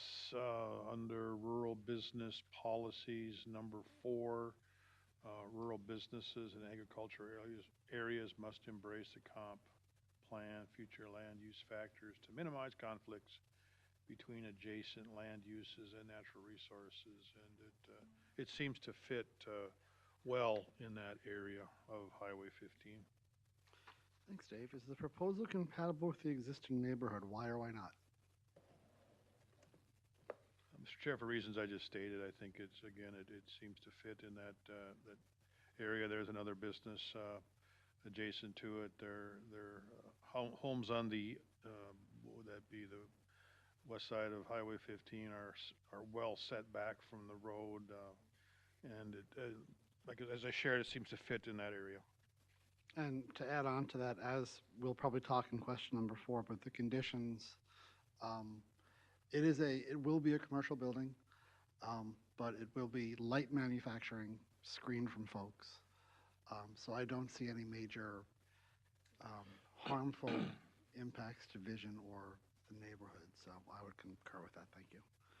How has the applicant demonstrated that standards and criteria stated in the ordinance will be satisfied?